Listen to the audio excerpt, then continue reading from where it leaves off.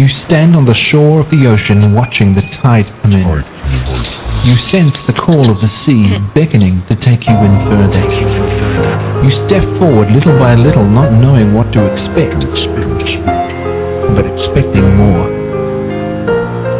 You keep going as the ocean calls you to enter in to deeper waters.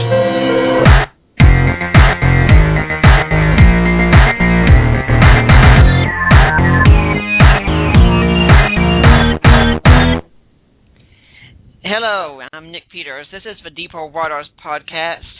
Today I have scheduled to speak with here David Instone-Brewer, a biblical scholar from Cambridge, and we are going to be talking about his book, The Jesus Scandals. I'm hoping this is him on the line.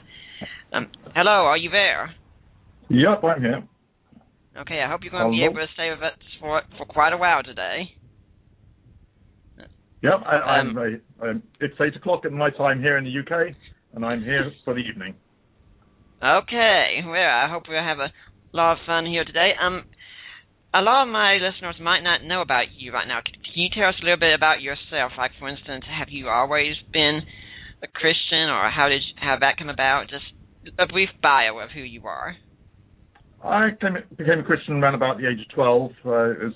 I'd always been sent to Sunday school by my mother, but it sort of finally kicked in about 12 when I realized that there wasn't anything else I wanted to do apart from follow Jesus. But now I've gone into the ministry and then on into the academic world, and now I get paid for the best job in the world. I get to study the Bible and play with software.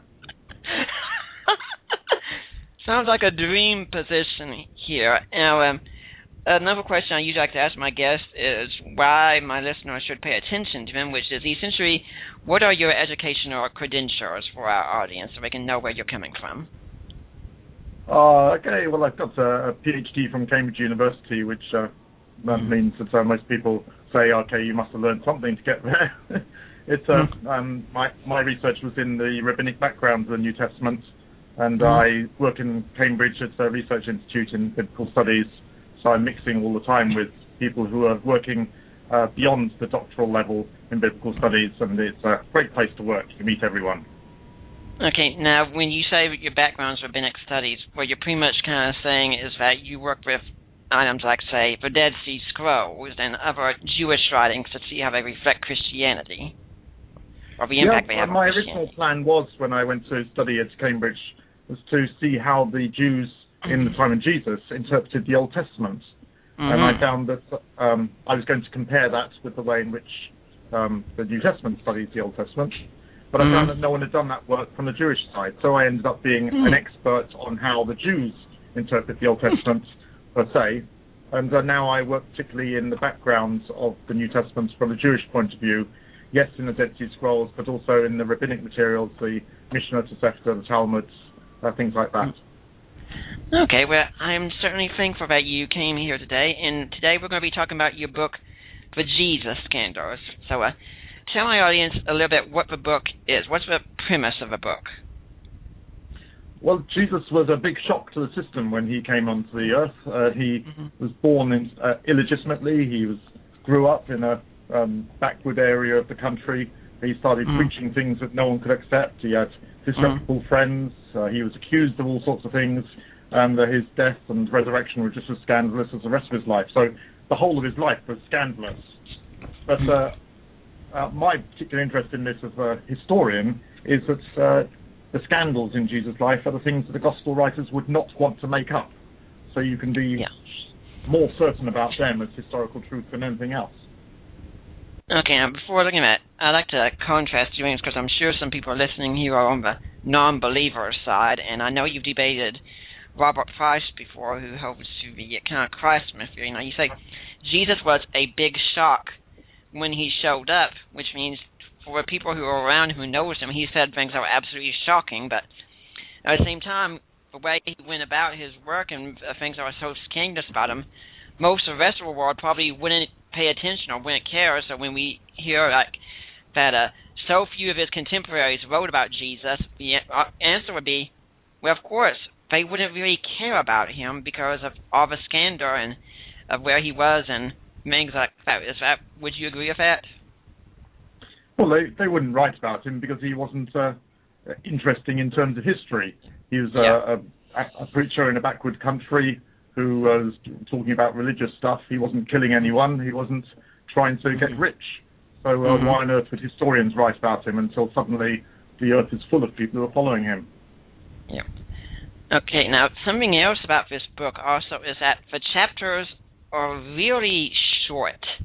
And I gather that you did that in a way that you can, for instance, have a coffee shop conversation with someone, or a church group can get together and discuss the book very easily, chapter by chapter. Is that correct? I was thinking more coffee of, you drink a cup of coffee and by the time you've drunk it, you've finished the chapter. They're coffee-length chapters in that they were, lots of them were written for magazine articles. And I suddenly realized this is a very good format to write, because usually you're reading something when you're on the tube or on a train. You don't have long to read it, or you just got 5 minutes.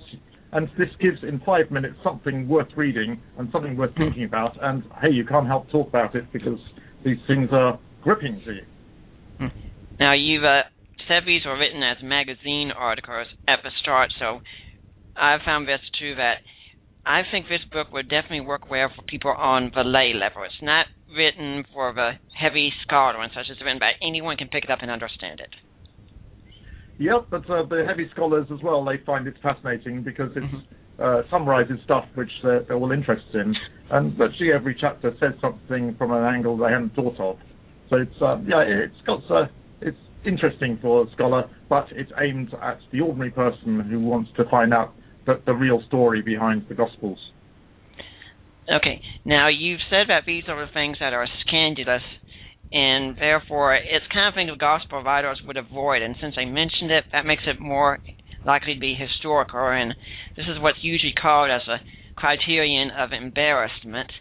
So would you care to explain how the criterion of embarrassment then works with your book? Yep, absolutely. That's what the scholars call the criterion of embarrassment.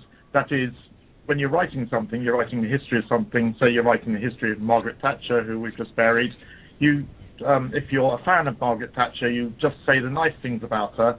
And if you're an enemy of Margaret Thatcher, you just say the nasty things. And if you're saying something which goes against the case you're trying to make, you can be pretty certain that that's right, because otherwise you wouldn't have mentioned it. You're mentioning it just to make sure that the reader knows that you're telling the truth about the stuff that the reader might not agree with.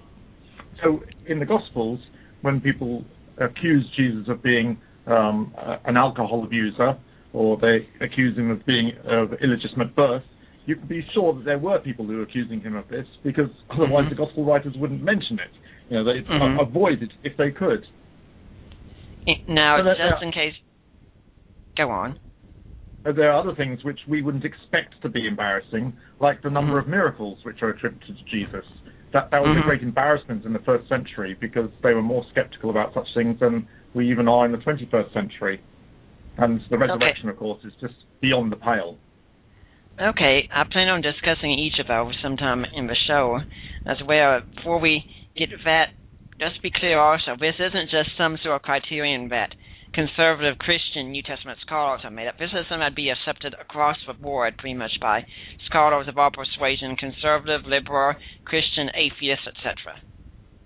It's something that you use in history in general. You'd use it if you're trying to evaluate Josephus, a first-century historian, or if you're trying to evaluate Winston Churchill.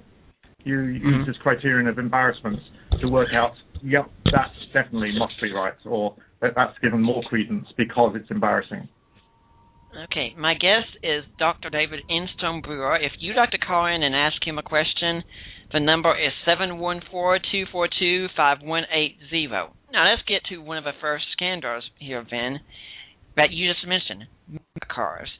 Now, you said, for instance, that they were even more skeptical back then than we are in our 21st century, but, I mean, is this really the case? Because, you meet so many people who say that everyone back then, they were just gullible, they didn't know about the sciences, they'd buy into this stuff hook, line, and sinker. Are you telling me that they, even without the knowledge of modern science, these people were very skeptical of miracles? Certainly. Just as skeptical as anyone else nowadays. Not many people nowadays know about science. but they do know that your auntie doesn't get better just by herself. Broken legs don't heal. Illnesses don't get better just by themselves. Dead men don't rise. You don't need to be a scientist to know that.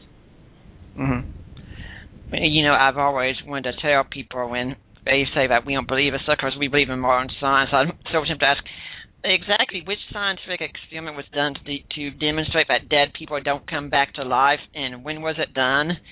And point out that the ancients did in fact bury their dead because they thought they weren't coming back.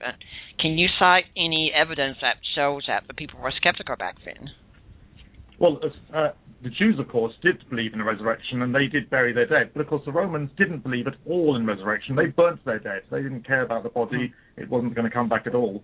And they thought it was so ridiculous that anyone would believe in resurrection. Well, you get an example in the Bible itself, in Acts 17, where Paul tries to talk about the resurrection. And these scholars that he's talking to in Acts 17 just laugh. They haven't heard anything so hilarious in front of them for a long time. The whole idea from the Greek and Roman point of view that someone would come back to life was just so stupid as to be, that you couldn't even address it. But in ordinary life as well, there are so many religious scams going on. Now we have scams going on by email and by through your bank and whatever, through the internet. But in those days, the big scams were religious scams. People made a new religion, made false miracles and collected money and then disappeared off into the night. And they were fun and very pervasive, and everyone knew about them. No one believed these miracles. And anyone who claimed to do miracles was obviously just a charlatan. You say that the Jews were open to resurrection, and naturally, the Old Testament, the Jews would be open to miracles, but you also say that Philo tried to avoid miracles when looking at the history of the Jews. So was there even some skepticism in Jewish circles about miracles? Oh, certainly, yes. The Pharisees were not into miracles at all. Philo was a scholarly preacher. He tried to avoid talking about miracles even in the Old Testament where they were occurring. You'd find allegorical ways of dealing with them. It was just not fashionable to talk about miracles or to take them seriously. So if you were a successful preacher, you just avoided the subject. And in the whole rabbinic world, there are just two people that we know who are celebrated for praying and for people to be healed. And they were very much outsiders, and one of them was regarded as, almost a heretic. As Honi, he was regarded as a little bit odd. And Hanina, the other one, he was a very poor man, he was a very unimportant rabbi. People didn't do things with miracles. And I've even read before that when the early church wanted to compare Jesus to someone who did miracles, they had to reach as far back to people like Pythagoras and Empedocles. There weren't modern claims going around. Yeah, when they tried to say, other great people did miracles, the Pythagorean stories about miracles are from as many centuries back.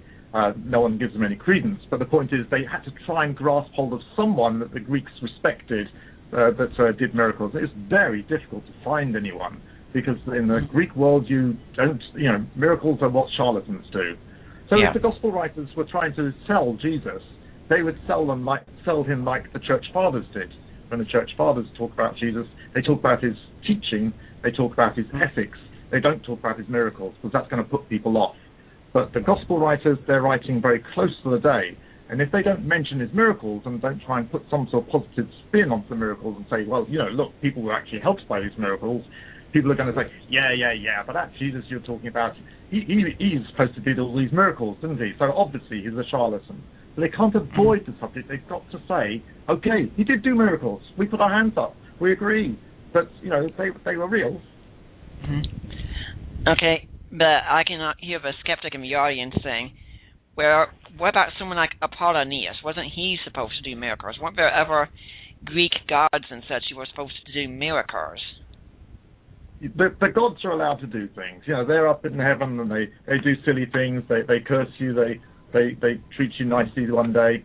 And yes, you've got this cult of the healing miracles of the Apollonius, and that sort of happens. But this is a man walking around supposedly doing miracles. And if he's doing that, it's a scam.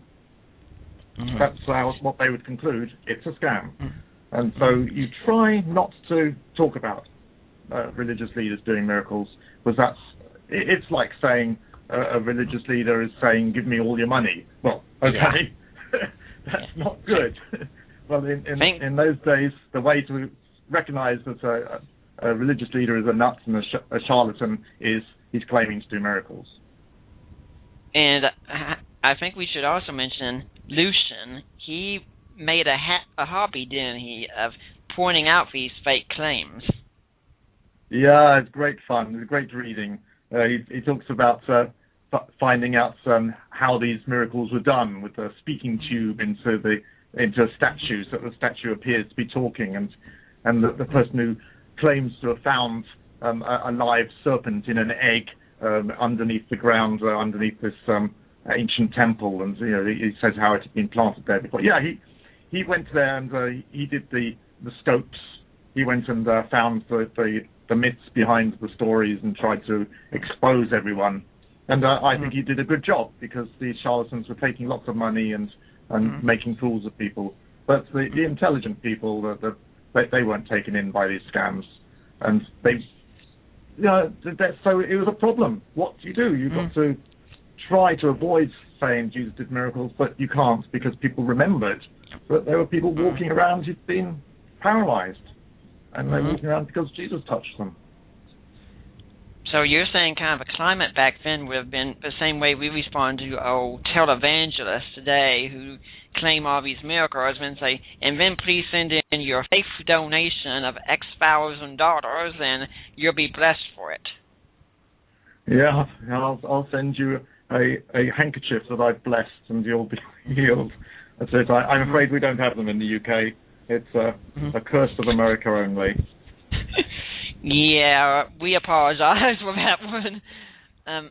So what you've been saying then is the gospel writers would have loved to avoid miracles, aside from maybe the resurrection. It was kind of essential they mentioned the resurrection. But they had to mention the miracles, not because it would support their cause, because they had to answer their critics who would be talking about the miracles. Yeah, absolutely. They would have said, well, we remember that these people said they'd been healed. Well, that was your Jesus, wasn't it? That's a big mark against your Jesus. How are you going to stand up for that? So they had to give some sort of positive spin on those miracles. And interestingly, even our critical sources don't even deny that Jesus did miracles. For instance, Celsus says that Jesus learned how to do miracles, I think, in Egypt, where he learned dark arts, and the Talmud says that Jesus tried to lead Israel into sorcery. That's correct, isn't it? Yep, in Talmud, that's Sanhedrin 43a, isn't it? Down in the, it's been censored out of the printed Talmud in the 15th century when, in order to get it printed, they took out all the references to Jesus. But you can see it in the Munich Talmud, the Munich manuscripts, which is there before the censorship. There's that reference to what Jesus was actually crucified for leading Israel astray, for misleading, but also for sorcery. And that sorcery is so interesting because there were two crimes you could commit. You could commit magic or sorcery. Magic is where you sort of do a magic trick and everyone knows it's just a trick. And sorcery is where you're doing real stuff. There's this nice debate between two rabbis working out whether someone's doing sorcery or magic. He said, in the marketplace, I saw this guy, he chopped a camel in half and then said some magic words and the camel came back together again and there was a living camel again. And the other rabbi goes, yes, but was there any feces on the ground? Was there any blood? Was there any smell? If there wasn't, it was just magic. That's okay. But if it's sorcery, it's done by the power of the devil, and that's a capital crime. And Jesus was accused of sorcery. In other words, real stuff happened. The rabbi said it was real, and therefore he deserved to die. So that by charging him with sorcery, they're saying, yes, these miracles are real, but they're done by the devil. So when the Pharisees charged Jesus with casting out demons by the power of Beelzebub in Matthew 12, they're actually charging him with sorcery. Well, yeah, casting out demons was not so bad. But that's not doing sorcery. It's not doing real acts. It's getting rid of demons. But they were saying, yes, you're on the side of the devil there. But when they went to crucify him, they crucified him for sorcery. So that would be the miracles that they're crucifying him for. Okay. Our guest is Dr. David Instone-Brewer. We're going to take a brief break. When we come back, I'd like to talk about the virgin birth some. Our calling number, if you want to join in, is 714-242-5180. I'm Nick Peters, and we'll be back after this break. Check out CYIWorldwide.com. CYIWorldwide.com. Home of Grok Radio. Free music downloads, advice, prayer, and support. CYIWorldwide.com. Do you grok? Hey, this is Minister Grok. Thanks for listening. Although Grok Radio is free, there are costs to upkeep the website, podcasts, and purchase Bibles and materials for street ministry. And while we are happy to pay this ourselves out of pocket, we will gladly accept any gift if you feel led to support the shows and our street ministry. You could send a gift or love offering through our website at CYIWorldwide.com. Thanks for your support, and God bless. And we're back. I'm Nick Peters of the Deeper Waters podcast. We are talking with David Instone-Brewer about his book, The Jesus Scandals. If you want to join in, it's 714-242-5180. We've talked about miracles, but we have to hit it as much as we can. I think the virgin birth would be something interesting. Now, I think a lot of modern Christians today, they read about the virgin birth, they think, the writers put this in so they could prove to us the deity of Christ. This was an important point they wanted to highlight. But, Dr. Instone-Brewer, you say that's not really the case, right? Well, they had to do something with Jesus' birth because everyone knew that he'd been conceived illegitimately. They knew that you are born after 9 months, and they can count 9 months back from when Jesus was born, and they found that his parents were married a bit too late. So something was wrong in the first place. And the Gospel writers deal with this in different ways. That Matthew and Luke, they say very clearly that he was conceived of the Holy Spirit, so this was something very, very strange. Mark doesn't mention anything, but, of course, in Mark, Jesus is called the son of Mary.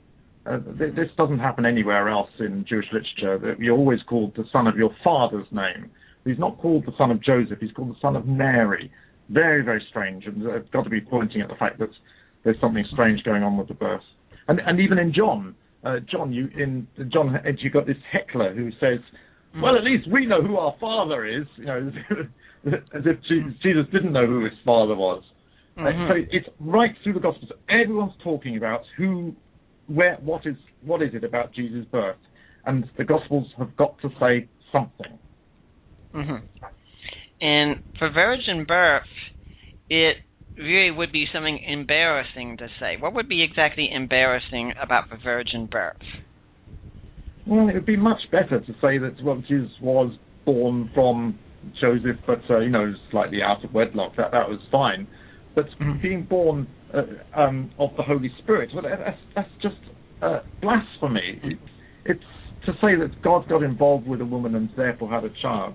It's far more dangerous to put about than to say that he had a shorter gestation, or that Joseph was just not quite married, or something like that. You don't do blasphemy that easily. Blasphemy is a crime that can't be forgiven. It's something that you're going to be killed for. You just don't play with that sort of thing. To invent that story, you'd invent almost anything else but that story in order to deal with Jesus' strange birth. Yeah, years of debating internet atheists, I know that usually someone can say, well, if your wife came to you and said, I'm pregnant and it's by the Holy Spirit, would you believe him? And the obvious answer is no, of course not. And we know from before, neither did Joseph, and quite frankly, neither would anyone else. Yes, it's not really a believable story, is it? It's the story that you would come up with in order to not be believed. But it's nowadays it doesn't matter. Nowadays you're just telling a fib. But then it's blasphemous, and you're going to get killed if you're believed. So you're either going to be thrown out of court for telling a complete ridiculous lie, or they're going to believe you and stone you. You're in a lose-lose situation. It's the most ridiculous story you could invent. So our idea of a Christmas story as being a nice, happy little story actually would reek of a scandal that would make the headlines today if it was going on. Well, imagine a headline, God rapes a 12-year-old. And then you've kind of got the idea of how they're thinking. There's just no good way of seeing this. There's no good way of portraying it. It's got to be bad all the way down the line. And to make it up, you've got to be a right idiot who just doesn't understand the people you're talking to. And yet, everyone knew this charge would have been going around that Jesus was the Son of God in a much deeper sense than a lot of other people were, so they had to say, well, we can't really deny that. We have to put the virgin birth in there somehow. Well, no, that's the whole point. Anything would do other than the virgin birth. Yeah. So you're going around saying Jesus is Son of God. Well, why not just say that he was dropped out of the sky, or that that something happened after he was born and he was infused with the Holy Spirit or something like that. But to say that God mated with a woman is just such a blasphemous thing to do. I just can't imagine anyone being so stupid as to make that up. I just love the way you just tell it like it is. It's so great. And the other aspect of this that would be troubling is that this would just reek of paganism, wouldn't it? Yeah, well, the pagan gods, they did pagan things. And of course, in Judaism, you also had this concept of the evil angels who came down and mated with women in Genesis 6. And that was the origin of the evil spirits. But that just shows how abhorrent that sort of idea was. That this is the worst thing that the devils ever did, that they mated with humans. And then to say that God did that, it's like saying, God is worse than a demon. You don't do that. Not when you're trying to convert someone to follow that God. Now, to be sure, though, when we do talk about the virgin birth, there are a lot of people who misunderstand what's going on, such as Mormons and Muslims both, who take it that God literally had sex with Mary. And to clarify, the gospel writers aren't saying that, are they? Well, who knows? I mean, what on earth is it? It's completely unprecedented.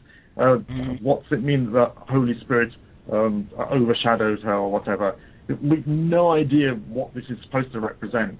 And any description that's put onto it can only make it worse. The mind boggles at what it could possibly represent. And the fact that your imagination goes like that just tells the person who started this, don't do it. And the only possible reason I can think that the gospel writers would mention something so abhorrent to every single one of their readers is, well, that was what happened. That's what they were told, and they didn't know any better version. There's no way they could spin this to make it any better. It was abhorrent, and they just chose to record it. John and Mark, I think, were sensible. They just didn't mention it. And so, return to the claim about miracles, the critics of Jesus would have been mentioning his illegitimate birth. Today, in our society, we probably wouldn't mention that so much, but back then, your reputation also depended on your family, your genealogy, and who you came from. And if you were born illegitimately, that lowered your reputation, your honor. Is that correct? Well, yes and no. You can live with illegitimate birth. It's a terrible thing. It's a terrible thing to bear in your life, and it means you can't marry because who's going to marry your daughter to you? But there certainly are worse things, and one worse thing is to say that God came down and mated with your mother. That's worse by such a huge degree that you run away from that and say, no, I'm just a bastard.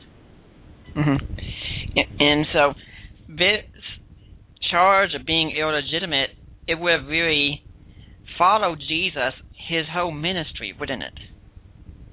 Certainly, yes. You see it following him when that heckler, who says, well, at least we know who our Father is, when Jesus is trying to say, I am the Son of the Father.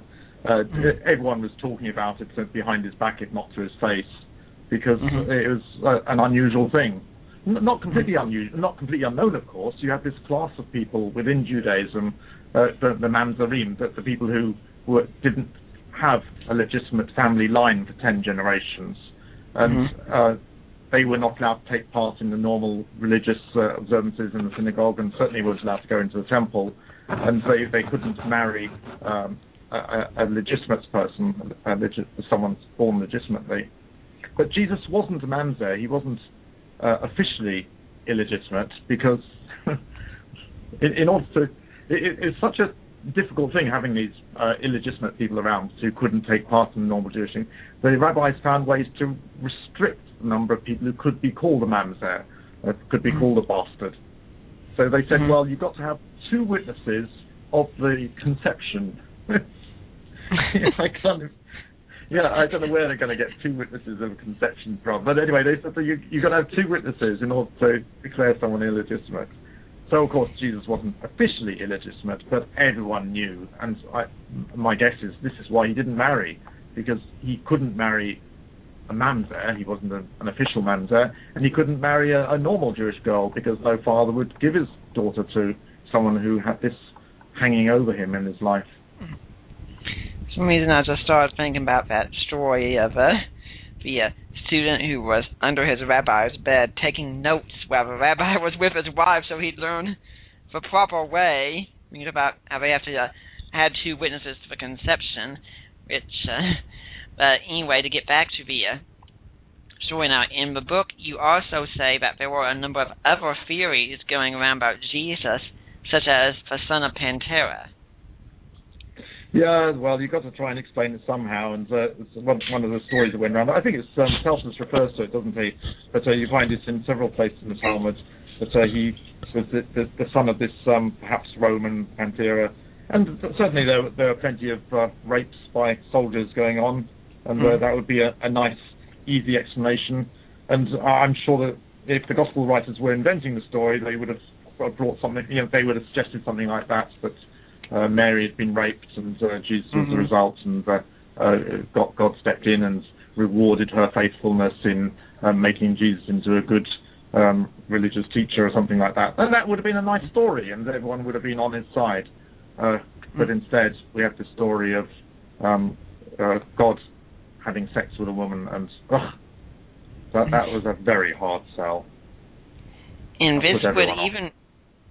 this would even work well with what we were just talking about, because not only do you have a case of a miracle, you have a miracle involving God doing something that God had never been known to do, except for maybe those wicked, evil pagan gods, which can be making God very human in what he did, which is kind of ironic with the incarnation. But everything about the virgin birth, despite what people would say today about how it was made for him to give glory to Jesus and to let people notice him and such, it was actually something that Matthew and Luke would have loved to have been able to leave out of their accounts. Absolutely, yeah. Okay. Yeah, let's go ahead also and start with the next section. I think is really interesting is the chapter Contemplating Suicide. Okay, what's this about? We still have this the same sort of shame that they had in those days. This suicide, I suppose, wasn't so shameful in those days. It's more now, but among Jews it was, in the same way that we suffer it. That suicide was considered a sin because you're taking something which belongs to God and throwing it away. And although in the Roman world you commit suicide just when you're bankrupt or when something shameful happens to you, in Jewish world you would never commit suicide. But in the Garden of Gethsemane you have these very strange words that Jesus is saying, I am sorrowful even unto death. And it's difficult to know what he meant by that, except that he wished he was dead. And that certainly is exactly what those words mean in Jonah, which uses exactly the same phrase. It's the only other place where that phrase occurs. Jonah wished he was dead. And so Jesus wasn't pretending to be human as he wandered through this world. He felt the full breadth of our emotions, and including the unwelcome emotions.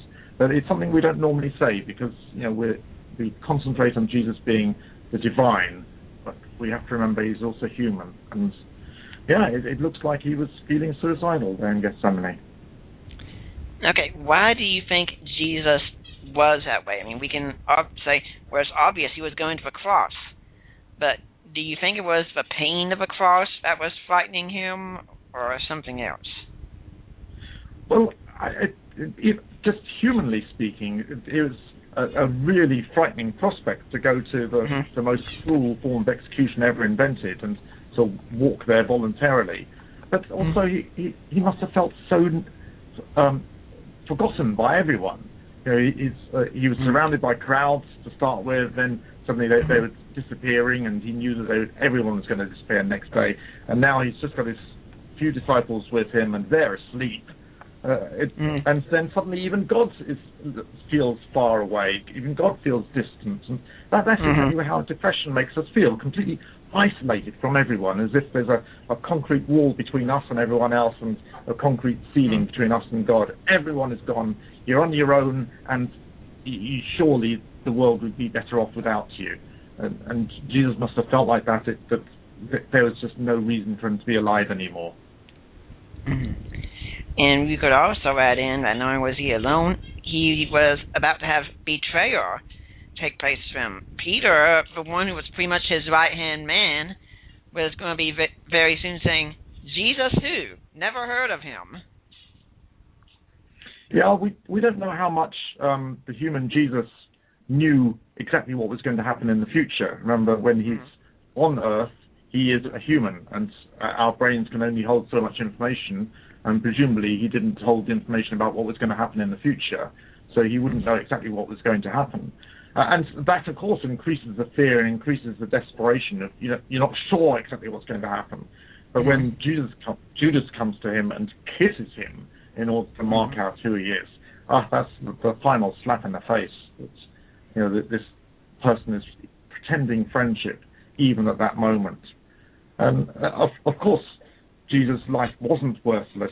It just felt like it to him at that time. And yet his life at that point was the most valuable life on earth, because by going to the cross for us, he managed to buy life for all of us. But for the human Jesus at that point, he was going right through the depths and facing the ultimate temptation to take his own life. And you mentioned Judas. Judas gets a bad rap in the Gospels, and understandably so, of course, for betraying Jesus. But beforehand, no one would have thought Judas would do anything like that, because he was the money bag holder for the group, and the money bag holder would be one who would be seen as the most trustworthy one in the group. Yeah, I guess it's the other way around. It's not that because he's got the money bag, therefore we trust him. It's because we trust him, we give him the money bag. And, but perhaps he had a higher status than the others. Had brought some money with him. You usually make the richest man in the church a treasurer, because he's less likely to steal the money and he's more likely to give more. But Judas probably had some sort of status in order to get that role. So yeah, from the outside, people probably thought Judas was the best disciple, and turned out to be the worst. Okay, we're here with Dr. David Instone-Brewer. We're going to take a brief break. When we're back, we're going to be discussing this matter further. I'm Nick Peters. This is Deeper Waters Podcast. We'll be back in a little bit.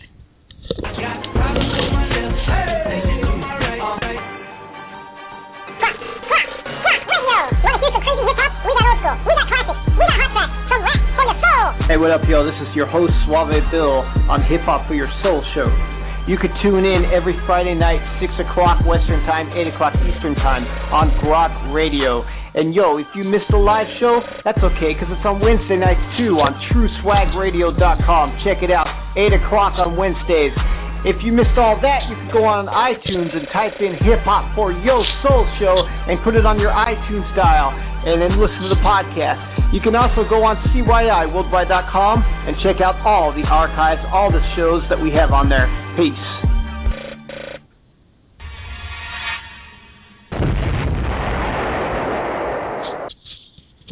I'm Nick Peters. We're back with the Deeper Waters podcast. I'll call in number is 714-242-5180. We're here with Dr. David Instone-Brewer discussing his book, The Jesus Scandals. Now, you said at that time when Jesus is in the garden that even God was distant. Could you elaborate on that some? Well, of course, we think of God as being distant from him when he's on the cross, and that being as part of the suffering of the cross. And Jesus says, my God, why have you forsaken me? But why did it start just at the cross? Why would God just be far from him at the cross?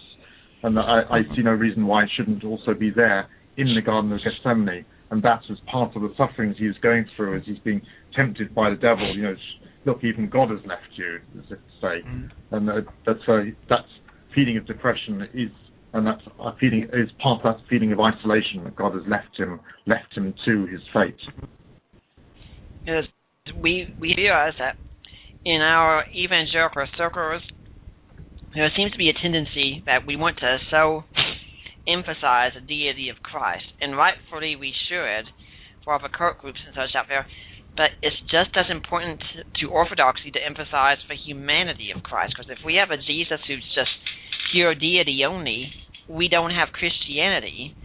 And part of recognizing the humanity is that Jesus went through many of the same physical and emotional struggles that we go through every day. Yeah, and as it says in Hebrews, that we have a high priest who understands what we go through, and doesn't just understand it, he's been there himself. He's suffered every temptation that we suffer. And in other words, he's got to suffer the depression, the suicidal tendencies that comes as such terrible, terrible temptation to people. Jesus had to suffer those too. I'm not sure if you've seen the news from where, but for instance, a big headline a few weeks ago was Pastor Rick Warren, how his own son tragically committed suicide. It's a great tragedy. My wife and I were very sad about it, definitely included in our prayers, and it's a joy that so much of a world wrapped around him at that point. And I did notice on some blogs, some people would show up and they'd have nothing but negative comments then, and everyone would say, this is serious suffering that someone is going through. Now, of course, Jesus never committed suicide, but we could say he understood very well the temptations of those who try to do so, and even understand what happens to those who succeed in doing so. Yeah, it is sad that the church had to make such a strong stand against suicide that it said, well, if you commit suicide, you're not going to be buried in a church, and as if that suicide is going to mar your future life as well, your life in heaven. Suicide is a terrible tragedy for the people who love you and for yourself when you do it, but it's not the unforgivable sin. It is something that the Romans did easily, and the church had to stand up against because they had to say, no, this is utterly wrong, to throw away something that belongs to God. Your life belongs to God. It's been bought at a price, and you can't just throw it away. Now, having Jesus be this way in the garden, that would have been scandalous to the Jews, right? Yeah. Okay, but you said the Romans, they took a different approach. But how would your average Greek or Roman have seen Jesus in the garden at this point? Oh, it was right for a Roman to commit suicide if they got into a terrible situation. So you've got many famous Greek and Roman suicides: Pythagoras, Socrates, Demosthenes, and Nero, and also the emperors. they commit suicide, they're expected to commit suicide when they get to points of shame. But of course, that it wouldn't really help Jesus very much in their eyes. It doesn't make Jesus look any better if he's committing suicide now, because he's just escaping his proper punishment. And it's just a criminal getting away. It's a bit like Nero before he gets arrested. He decides to kill himself. Well, he couldn't go through with it, and he had to get a companion to show him how to do it by killing himself first. And these stories aren't to Nero's credit; they're to his shame. And I don't think that they would have regarded the fact that Jesus was tempted with suicide and didn't go through with it as a good thing. They would see that as just cowardice on Jesus' part. This story does nothing to help Jesus in Greek and Roman eyes. Now, today, we Christians, we do see this as a sin. There's no condoning it, even though we can sometimes understand the circumstances, but the fact that our attitude might have changed some, that could actually be a direct result of Jesus' teachings, that we do want to have sympathy for those who are struggling this way because we know Jesus himself struggled. Well, the tragedy is that people even seem to regard the temptation to commit suicide as sinful.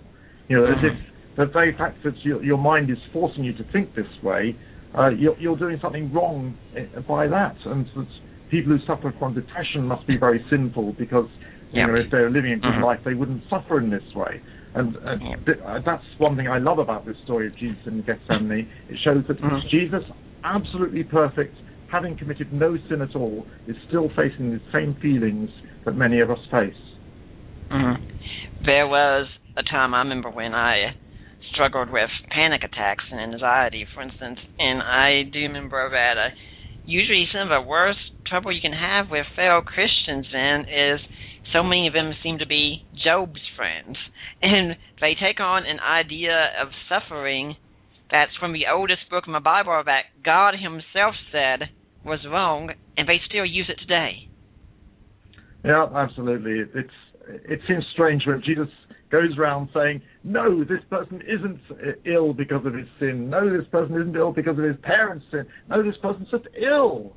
And, But people don't listen. They still think, well, you got to be ill because you've done something wrong, or you're going to be ill because you're weak, or you're going to be ill because you're just stupid. And no, you're ill because it's the fallen world. And Jesus came to try and deal with that and bring us into a new world. And sometimes bad things happen. It's not because of us, but like the blind man, that if we are willing, every bad thing can be redeemed for the glory of God. And also we have to say, not every blind man is going to be healed. Yeah. And the worst thing you can say is, okay, you weren't healed because you didn't have enough faith. And you say, well, how much faith did that blind man have? That blind man didn't even know who Jesus was. He didn't find out Jesus was supposedly a Messiah until after he'd been healed. So he didn't have any faith. Did his parents have faith? No, they were disowning him. They didn't have faith for him. Did his friends have faith for him? No, they didn't know anything about Jesus either. No one there had any faith that he would be healed. God did it. Yeah, a great example. You can't blame their lack of faith. Yeah. A great example of that, I think, would be the son of a widow from Nain. I mean, most of them, when Jesus stopped the funeral procession, were like, okay, this is some crazy guy. How do we tell him he's crazy? But we can definitely be sure the dead guy didn't have any faith. Yes, absolutely, yes. Now, we've been talking about what's in the garden, and that leads up to the crucifixion. The crucifixion would have been one of the most shameful things of all. But before we discuss how shameful it was, in our modern American society, we can have a hard time understanding how big a deal honor and shame was back then to the people. So can you give us a bit of a rundown about how honor and shame worked in both societies back then? Yes, I can say it, but I can't feel it. I think in Mediterranean societies there's still this sense of honor, that your whole family is tainted by dishonor. You see it a little bit in sort of Pakistan honor deaths, when a daughter brings shame on a family, she's executed by the family. But the honor and is the most important thing you can own. We might think our Xbox or our car is the best thing that we own, but for Roman and to a large extent the Jews, their honor was the most valuable thing they had, and to lose that would be to lose everything. So what exactly was their honor? It was pretty much just how you were seen by the populace as a large, and is that correct? No, it's not just a matter of being rich and therefore people look up to you. It's much more looking at people's virtues, looking at their lifestyle, looking at them as good people and respectable people. A Roman would be very aware of what virtues they cultivate in their life and what vices they still had. You see that to a certain extent in New Testament literature. You have Paul and Peter talking about the virtues that Christians should be developing. But the Romans were very aware of the things that they could count as being successes in their life, not in terms of money, not in terms of owning land, but in terms of their own life and what they had done. And so I think they're right to count that as valuable, right to count that honor as being important. And perhaps it's something we've missed, something we've lost. Yeah, and would the closest parallel today be to say, for instance, someone's reputation? I guess, yes. Reputation really means, do you think this person's a liar or not? But it's that sort of thing, but much more multiplied. Yeah, and we can think back of the pagans back then. I think a lot of Christians might think of them as these people who were just living in sin constantly. But the Romans and the Greeks were very concerned about good living with regards to virtue. And that is something we've lost today, isn't it? Yeah, of course they had a different set of virtues. We concentrate on their terrible sexual immorality, and we think they're terrible people. But no, they were extremely virtuous people. They'd be executed for being impious. Impiety was a very great crime. That's it, impiety towards the gods. And so to cheat someone with money was a very terrible thing. But to have sex with your slave, well, that was just what you did. Yeah, you mentioned impiety. That's exactly what's going on in the dialogue of Euthyphro and Plato, that someone's bringing a charge against their father, that their father is impious. And that's a very important charge, yeah. So the execution of Jesus as just a petty criminal and the worst of criminals means that the whole of his family, not just him, and all his friends and all his associates would be tainted with this same criminality and this same absolute low life of society. Okay. How would the whole of society have seen not just the crucifixion of Jesus, but crucifixion in general? Well, crucifixion, you have to realize that crucifixion was abolished soon after because it was just too cruel. Even the Romans considered it too cruel. You could only crucify slaves. There were a few occasions when non-slaves were crucified, but it's very rare because the slaves are property and you could do what you liked with them. And you do it in order to absolutely horrify anyone else so that they'll never do anything like this. We would call it a barbaric way of executing someone. It's a way of putting the absolute frighteners on other people as they see a person in extreme pain for such a long time. And if I'm correct, some of the Roman writers, when they spoke about crucifixion, they wouldn't even use the word crucifixion because it was so horrible. I'm afraid I don't know about that. Okay. I haven't read that. Okay, that's what I've heard before then. We see some of this going on in 1 Corinthians 1, for instance, that when the Christians would go out and ready to evangelize, say, we'd like to tell you about our new king, Jesus. Who is he? Well, he got crucified. Okay, end of story. That's all we want to hear. That's pretty much how it would have went, isn't it? I guess it would have been, yes. It's a bad story to try and tell anywhere. Obviously, Greeks and Romans if a person's being crucified, he was not only a criminal, he was the lowest of the criminals. He wasn't even worth knowing what he was accused of. But for Jews, of course, you have this extra burden that in Deuteronomy it says if you hang a corpse on a tree, then God curses that person. And so so it means that Jesus was cursed by God, and that's what the Jews would have been saying. And so Paul has to do something with that, and he sort of puts a spin on it and says, well, yes, okay, this does mark that he was cursed by God. He was cursed by God on our behalf, so he bore our curse.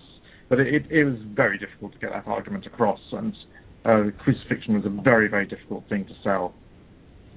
And interestingly, we have scholars like John Dominic Crossan, and I'm sure you agree with this quote, is that if there's any sure fact, I'm going to paraphrase, but it's pretty much, if there's any sure fact of history, it's that Jesus Christ was crucified. That aside from those of my friends such as the Christ mythers and such, no one in scholarship would deny Jesus was crucified. Yeah, there's certainly no one in scholarship who would deny that. It is the ultimate of the embarrassing facts about Jesus. And the criterion of embarrassment can be used anywhere. It's there in the crucifixion. But the crucifixion doesn't make Jesus special. We think that they're hanging on the cross. We look up to that as it's such a special event for us because it released us from sin. But of course, there were many other people crucified. People were horrified when they saw the life of Brian, and there's Jesus crucified among other people, and there's lots of people being crucified, as if to say Jesus' crucifixion didn't mean anything. Well, that's how it was. There were lots of people crucified, and when the temple was being destroyed and Jerusalem was surrounded, anyone who escaped was crucified, and it was 500 a day sometimes. This is something that's happened to many, many people. And it's only special with Jesus because he walked to that cross and volunteered. Other people sensibly ran away. Now, I think it was in your debate with Bob Price on Unbelievable that you pointed out that if someone was making up a story, they could make up a story of Jesus dying a painful death, which could have been seen as giving him honor, but no one would make up a story of him dying a shameful death. Absolutely, because when you have the martyrs in Maccabees, you have these brothers who are being killed one by one before their mother and being asked to deny the Jewish faith.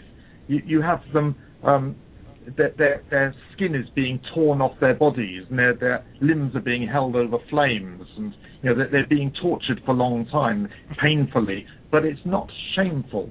It is an honourable way of being tortured, and they die still confessing Judaism, and they die as heroes, and they are heroes in the Jewish faith. But for Jesus, he died this absolutely shameful way. And I've said in the book details about how shameful it was, things I can't say on the radio because you'd have to blank it out, and things which you can't put in the Gospels because they could never be published. You can put it in print now because we have such a low level of publication. You can say virtually anything, but I can't say it on the radio or TV or anything because you just can't say these things. What happens during a crucifixion? It is just utterly shameful. And even today, there are some people who would say that, a lot of people would want to go with the story of Jesus because of empathy and such. And the most you could probably give in the ancient world is, well, that's a nice story, but I'm not going to become a follower of Jesus, because first off, that's not even very likely to happen. And second, if you were a follower of Jesus, it would mean you were staking your whole identity on a man who was crucified. Is that correct? You just wouldn't follow someone who is crucified. How do we put it nowadays? It's like saying he was executed by a multiple gang rape. It's something that's so shameful. It completely wipes out anything great in their life, in their history, and makes them into a story that you couldn't possibly tell to your friends. It wipes out everything from you. Can't talk about it. I'm Nick Peters, and this is the Deeper Waters podcast. And we've just talked about crucifixion, and we can be thankful the resurrection changed all of this, or did it? When we come back from our break, we'll be talking about the resurrection with Dr. David Instone-Brewer. Join Unituber and Army Girl for Christ as they discuss spiritual warfare, spiritual preparedness, the end times, life issues, and personal and spiritual growth. That's www.truthradionet.com, truthradionet.com.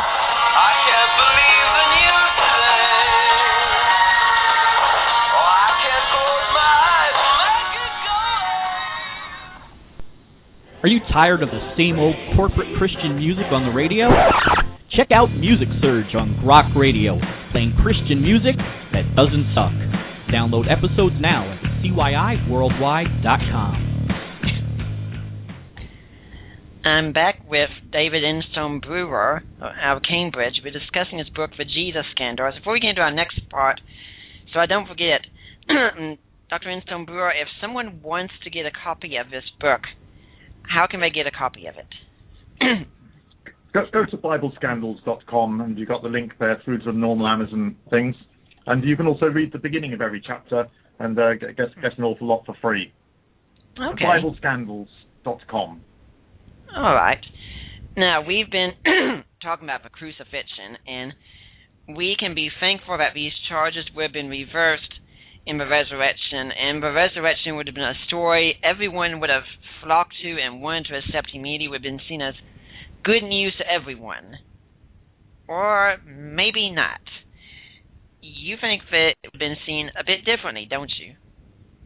Well, if you're trying to sell Christianity as a new religion, you wouldn't want it to end with this, because you get to the end of the story and you say, and he raised from the dead, and everyone goes, okay, right, it was a joke you're telling us.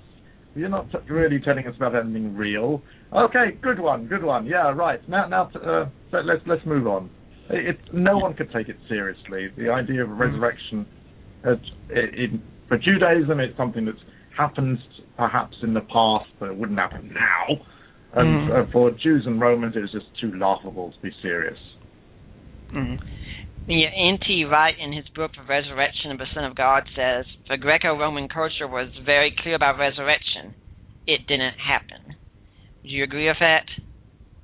Yeah, and everyone knows that. You know, it's in the experience of every single person. When someone dies, they're dead. They don't come back to life. And okay, so you say, well, Jesus was special. He came back to life. It would be much better if we're going to invent a story now. If we're going to be in the first century and say Jesus' death wasn't the end, he would come back as a spiritual being. He'd come back as an angel, you know, someone who sort of, you could put your hands through, and then he'd say, well, I'm now living in heaven, and I'm living a spiritual existence, and I've left behind all this terrible physicality now. But instead he stands there and eats fish in front of them, and he even goes fishing with them, and he's too physical, he's too real, he's too part of the dirt and reality of this world. It isn't a story that Jews can accept, or Greeks or Romans. I wouldn't invent it that way. Now, you're saying then that the kind of doctrine like, say, the Jehovah's Witnesses have, which is a spiritual resurrection, would have been much more acceptable back then. Oh, you could sell that. You see it in the way in which Paul is writing in 1 Corinthians 15, you know, the longest chapter in the New Testament, because he's trying to convince them, yes, it's believable that Jesus would rise physically. You know, he all goes through all these arguments about a seed dies and then it comes back, it comes as a new body, and in the Old Testament you've got talks about a new body. Surely it is believable, isn't it? And you can see he's eating his heart out, trying to get them to accept this. But there are people in Corinth who are saying, no, we only believe in a spiritual resurrection. There's no way it could be physical. We can't believe that. That goes too far. Even Christians were having problems with it, let alone the non-Christians. And I'm sure that the church would have grown far faster without this difficulty of a physical resurrection. Now, since you brought up 1 Corinthians 15, there is a lot of talk amongst the people out there who say that Paul was in fact saying the resurrection was spiritual in 1 Corinthians 15. For instance, he never mentions an empty tomb. He refers to Jesus as becoming a life-giving spirit, and he talks about a spiritual body. So I think it's important that we deal with those kinds of charges before we go on. So what's Paul really saying by those things? He's trying to make the physical resurrection as acceptable as possible to these Gentile Christians who just can't accept it. So he says, well, look, it's like a seed, a physical seed. When it grows, it turns into a physical plant. You turn into something different, but it's still physical. And it's when Jesus rose, yes, he was physical, but it's a spiritual being. He was better than human, and he's trying to get them to accept this, but it's very difficult for him because he's really trying to sell them a story which they don't want to hear. And I know when you hear me say that, it sounds as if I don't believe in the resurrection, because the only reason I can see why the gospel writers would have such a ridiculous story in there is because they couldn't avoid it.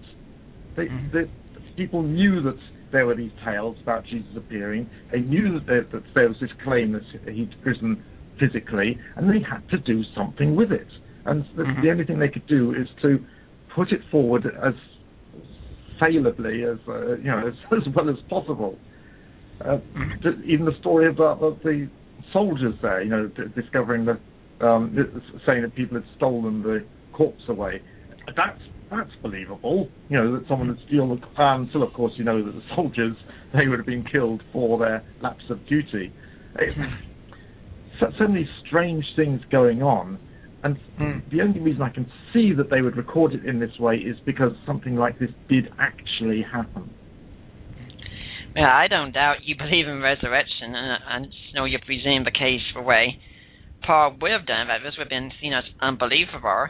And one other aspect we should mention this is that for the people in the Greek world, their mindset, being in a body was not seen as a good thing. Yeah, it's that they're different Greek mindsets. There were the Stoics, Epicureans, and there's the ordinary people, and there's lots of different religions, and they didn't all reject the physical body and regard the physical body as being bad, but some of them certainly did, and some parts of Christianity, of course, later did. But the idea of someone finally coming back to life and then, he's just human, is he? It's a real letdown. You should come back as a god. You should come back big and bronzed and powerful and doing even more miracles than before. And what's he do? He comes back and cooks breakfast. So mundane. You wouldn't make it up. Or even just coming back in kind of being saying like going back to the Jews and the Roman Empire and saying, I'm back and I'm not going to take it anymore, and just laying waste to all of them. Yeah, go and show yourself in the cloud as a huge 200-foot Jesus and say, see, I told you so. and for those curious... And he walks around in the same little Galilee that he was in before and sort of just appears to just a few people and... come on. Let's have a good story at least. But no, I find it fascinating, this inscription, the Nazareth inscription. Do you know it's the one that's in the Bibliothèque Nationale in France? If it was in the British Museum, if it was in the British Museum, everyone would know about it. But it's the one that says that graves and tombs must remain undisturbed. Or the death penalty. Say again? It's that if anyone's found guilty of raiding a tomb, they get the death penalty. Yes. A very strange inscription. It's supposedly in the name of Caesar, and it's a large bit of marble. It's 2-foot square piece of marble, probably from the mid-1st century, maybe from the late 1st century. And it says that these graves and tombs must remain undisturbed, because otherwise, as you say, they suffer death. Well, why? The Romans weren't buried in tombs, but they had urns of ashes. So this is protecting Jewish tombs, and it says especially if you've moved a sepulchre ceiling stone, these stones which were put in front of tombs, if you move that, you can suffer capital punishment. Why were the Romans so bothered about people breaking into Jewish tombs? And they're not bothered about people stealing grave goods, stealing valuables. It says, and if you take the body that's been buried to another place. It's not stealing grave goods, it's stealing the actual corpses that they're being punished for. What's the big deal? And the only reason I can think of is, we don't want anything like Christianity starting again. That started just from someone stealing a body, or at least the body disappeared. Let's do something to make sure that never happens again. That was a big one. It looks like we've got someone who's willing to call in here, so I'm going to put them on the line and see if they've got a good question here. So, caller, you're on the air with Dr. Instone-Brewer. I am? Yeah.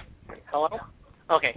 Hello. My question was, what made the physical resurrection so dishonorable? Was it because it was so mundane, or was it because there were still flesh wounds? It's not that resurrection is dishonorable. And I'd quite like to have been there and seen it, and that would be an honourable thing. But it's a difficult thing to sell to someone, to say, this person was dead and now he's alive. It was one of the things that all Jews and, that all Greeks and Romans agreed about. Once you're dead, you're dead. Your corpse is gone. You burn the corpse because it's of no use to anyone. It's just rubbish. You might keep the ashes in a nice place, but no one ever comes back to life. They're the saying, the blood flows into the ground and it's gone. So to claim that someone raised from the dead immediately makes your religion unbelievable. And if you are a Christian trying to convince a Greek or Roman about Jesus, it's best just not to mention the resurrection. That's not going to win you any points at all. It's certainly not going to get you a convert. Thank you very much. I think that answers my question. Hey, thank you for calling in. Now, to be clear, of course, we are still affirming everything here. I don't want people to get the wrong idea. Yeah, we do uphold the virgin birth or resurrection, things. That's what we're just saying. This is honestly the way it would have been seen at the time. We're not saying it's bad. We're not making any moral judgment or such on. We're saying this is just the way people saw it. And if you were making up a religion, you would not make up a religion like Christianity. If you did, it would get nowhere. And the only reason it got somewhere is that God was behind it and still powerful and still showing himself real among these converts. And they were able to stand up against all the prejudice and say, well, I know it sounds stupid, but it's real to me, and I'm going to stand by it, and you can kill me if you like, I'm still going to be a Christian. Yeah, and you've said that there were some quote-unquote forms of Christianity that did try to spiritualize things, such as the Gnostics. And the Gnostics, before a crowd, if a Christian and a Gnostic was making a presentation, the crowd would be much more appealed to the Gnostic presentation of Jesus than the Christian one. Is that correct? Yeah, and the Gnostic Christianity was probably quite large. It's difficult to know because, of course, it didn't continue, and so people didn't keep copying their manuscripts. But, you know, we have the Gospel of Peter and the Gospel of Judas and these strange things turning up now and then. And they turn up in the very dry sands of Egypt, where they managed to survive. But presumably that sort of teaching was quite widespread and popular because it's zeroed into what people wanted to believe. The four Gospels we have are very difficult for people at the time to believe, very difficult to accept, and these other versions were much easier. So it's they would have been quite popular. Yeah, but I can hear the skeptic saying, Dr. Instone-Brewer, strange beliefs win all the time. They become very popular. Mithraism had a lot of strange beliefs. Mormonism, that has a lot of strange beliefs, and both of those were quite popular. Mormonism is a very large church here in America, and Ernst Renan, I think, even said that if Christianity had been around, we'd probably all be Mithrists today. Is there any difference between what Mormons and Mithrists were saying versus what Christians were saying? And for the Mormons, you can say, is there anything different about the society Mormonism grew up in rather than the society that Christianity arose in? Yeah, I know very little about Mormonism. It's on the other side of the Atlantic, and there are very few adherents on this side. I think because we're more intelligent, but I'll put that to one side.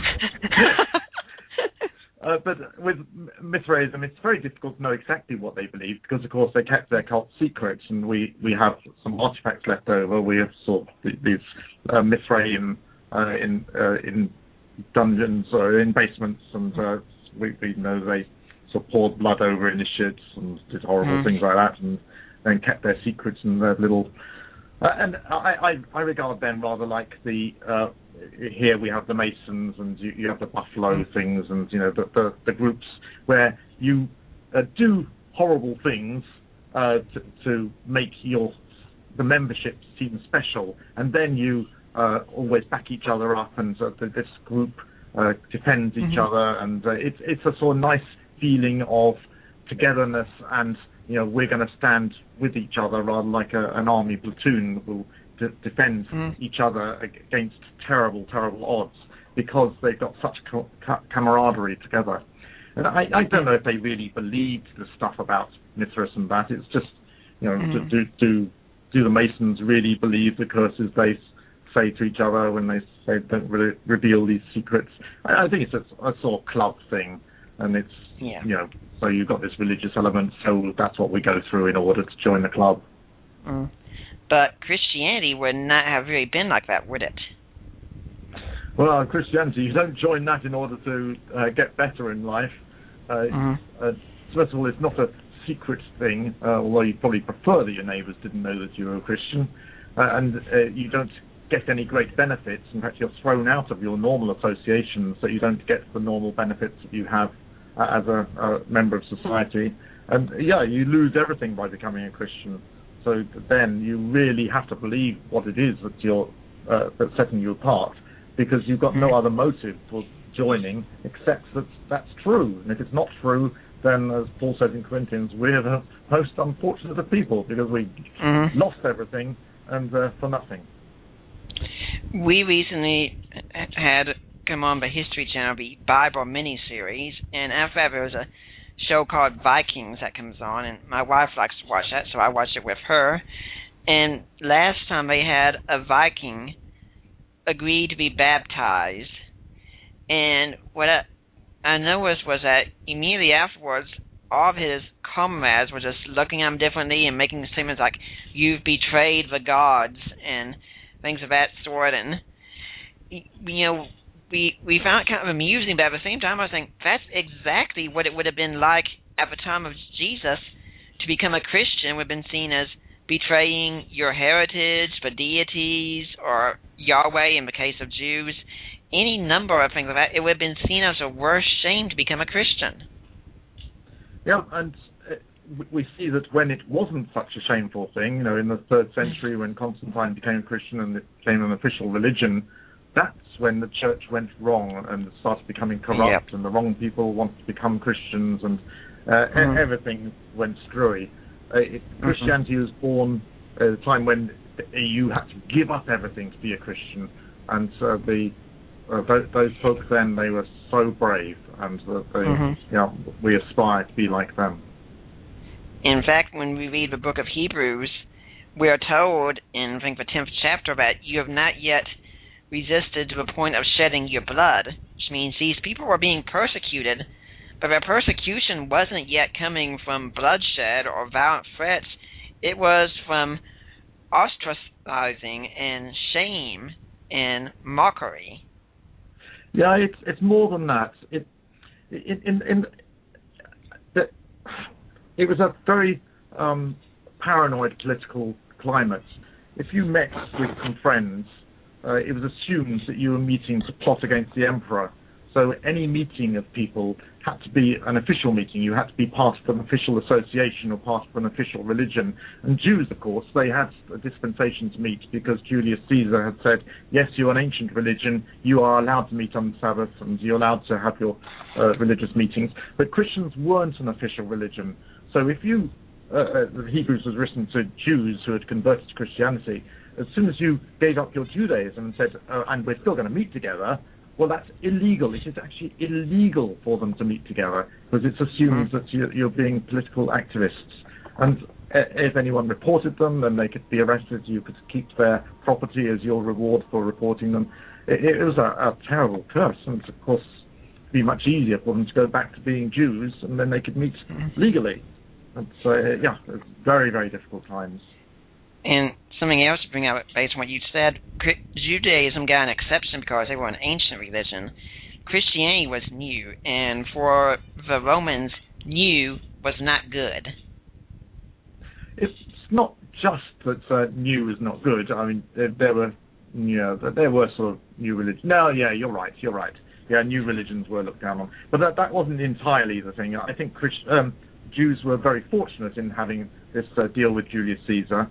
But they still had to go and talk to the emperor. Philo went off to talk to the emperor to remind him of this deal that they had with Julius Caesar, that they were allowed to meet. And that was good. And I think Paul would have liked to have done the same thing if he'd ever got round to meeting the emperor to get Christianity recognized as an official religion. But it was very difficult for Christians. They just were not allowed to meet together. Okay, we're here with Dr. David Instone-Brewer. When we come back, I'd like us to talk about women in the church and how they are today and how they would have been seen in the time of Jesus. I'm Nick Peters for Deeper Waters Podcast. We'll be back after this break. Join Army Girl for Christ and Minister Grok as they tackle some of today's pressing issues from a Christian point of view on Truth Be Told, every Thursday at 9 p.m. Eastern Time. For more information, check out CYIWorldwide.com. Hey, this is Minister Grok. Thanks for listening.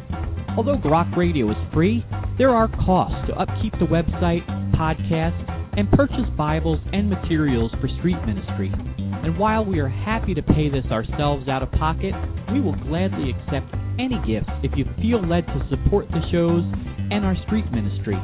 You could send a gift or love offering through our website at CYIWorldwide.com. Thanks for your support, and God bless.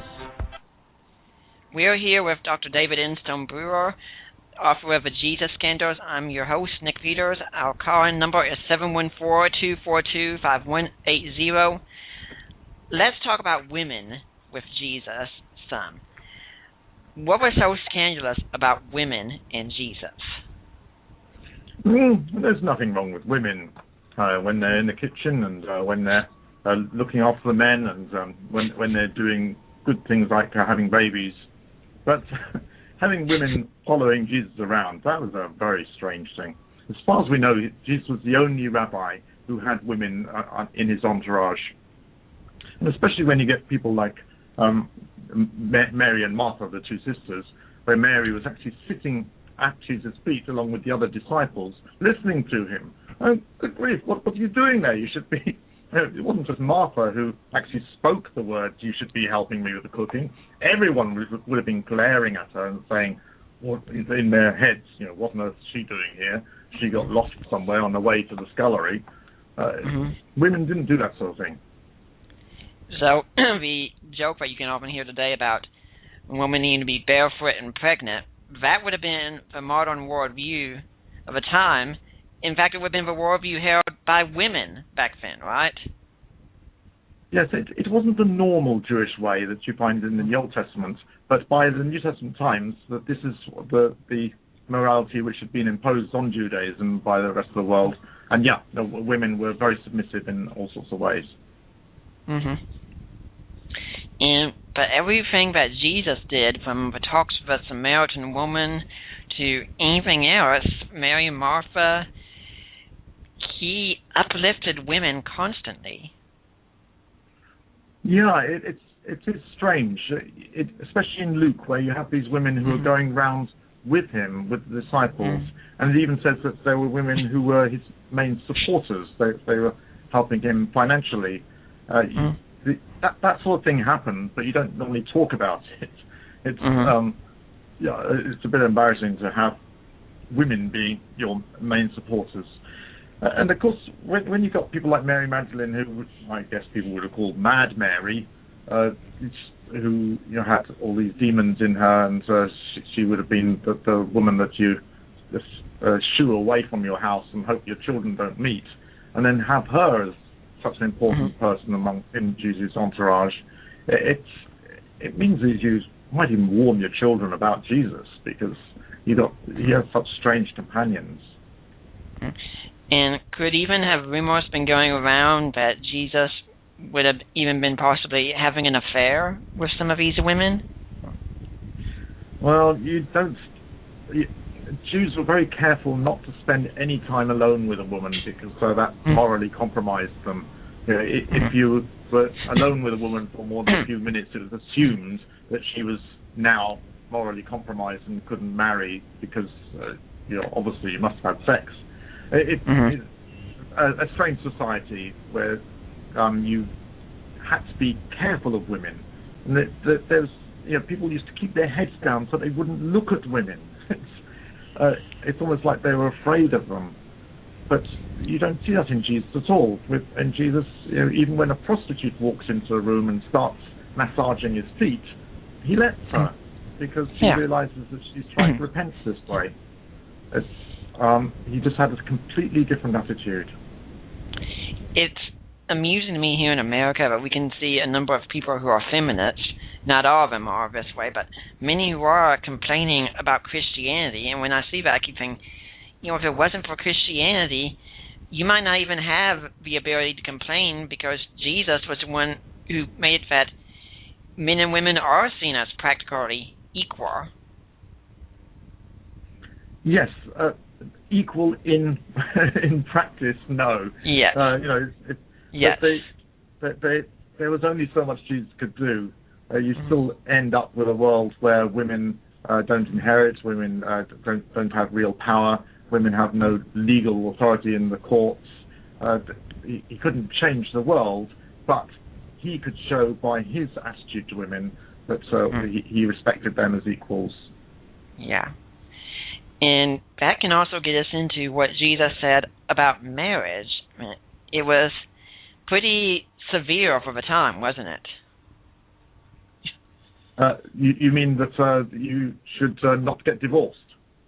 Yes. Is that marriage? Yes. Yeah. In Jesus' day, you could get divorced for anything, but it was only the man who could ask for that divorce. I'm sort of reading back into Jesus' day, the situation that was after his day, but that was what was becoming the norm, and most divorces were the divorces which the men decided on.